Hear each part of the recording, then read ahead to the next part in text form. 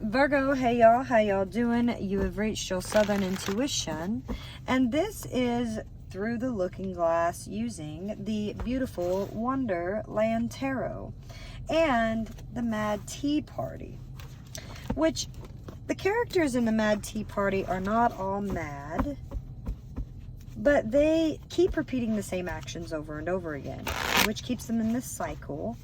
And that is actually the definition of insanity. Of course, I'm not talking about clinical insanity or madness, but rather our own unreasonable and uncontrollable reactions to things.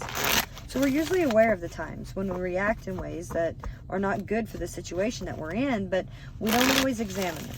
We let the behaviors persist, and then we are kept in bondage, and we're not truly free. So this spread can help you understand your own mad behavior and find a solution to overcome it. Note, it may or may not resonate for everyone, but I believe that everything connects eventually. And if it's your message to hear, Virgo, then you'll do so. And then please like, share, and subscribe. I feel that you're all over the place these days. Let's get 3 shuffles.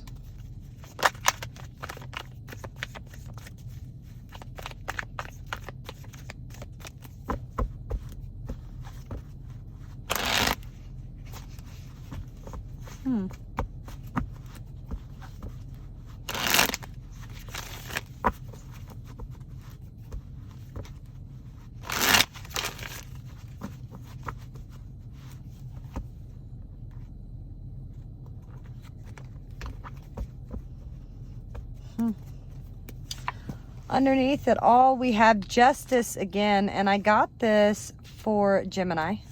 So you could be dealing with a Gemini or a situation that happened last month. It's just driving you mad. Could be that somebody's not talking here. They're just being stagnant. Yeah, underneath it all, justice. All right, Virgo. So your madness here is the Queen of Swords with the Hanged Man. Now, the Queen of Swords is someone who is, you know, look, I deserve respect and I shall be respected. She's the divorcee energy, the single mom energy. She's also somebody that just can cut you off with their sword. So I'm really starting to feel this energy of you are holding back. You're not talking to someone because you're trying to reevaluate the situation. You don't know if it would benefit you to even be their friend anymore or in a relationship with them. You know, these are the energies that are available, so you switch them how you like. But that's what I'm getting. Your madness is driven because you're not talking, because you're trying to change your perspective about a situation.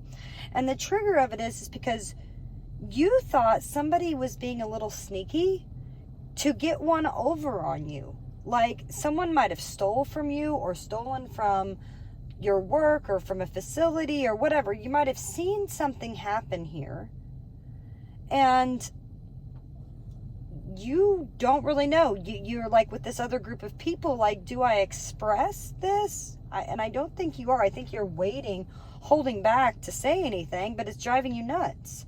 And it's because of this sneaky energy here. Maybe it's a fear that everybody knows about it.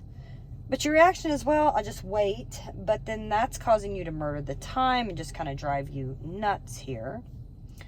And the result of that is you trying to use your intuition and then feeling like everybody's being curious, like, oh, what does Virgo really know here? Do they know more information than what they're telling? What's really going on? So I think to help you here, to get out of your head, to stop overthinking the situation, is just to take action. Seek justice here. Do the right thing, Virgo. It's time for you to do the right thing. And the result is it might take some time for justice, for the karma to come to the situation, but rest assured, it is coming. Most definitely. Most definitely. Justice is coming. It's just a matter of time. So, you know, you could sit back and just not do anything for right now, but it's still driving you crazy, making you feel like this is just a real big burden to you. So, you know, let's look at the energy here of this Justice card and kind of what it entails in this situation. And we could look at the Hanged Man energy, who is, you know, he advises patience and stillness. So that's you right now. You're trying to be patient.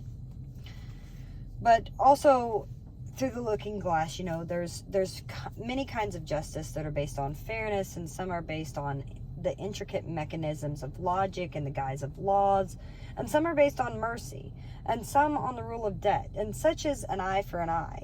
In Wonderland, the trial scene that ends in the story is kind of confusing, and it's non-sensual example of justice. But on the one hand, we have the Queen of Hearts, who is more, you know, by the aspect of the heart, her own unbridled angry passion. And throughout the story, she has the favorite word of off with her head. Like, she just wants to kill everyone. Or she just wants everyone to, you know, be gotten here, even if it takes some time. But she just makes very quick judgments, and they're all based on perceived slights against her own authority and the will. But yet the King of Hearts, on the other hand, is kinder, and he's more merciful, and he's inclined to pardon people rather than kill them. So after the croquet game, and all the players in the game are due for execution, he tells them all that they're pardoned, and he even brings some common sense to the trial. He acknowledges that Alice's opinion that the verses written in the Knave of Hearts are completely lacking in meaning, and he pauses, though, to consider going through each verse. He teases out reason and concludes that they do indeed prove no crime is committed, since the stolen tarts was returned to their rightful owner. And you see that this Knave of Hearts is here with the Seven of Swords.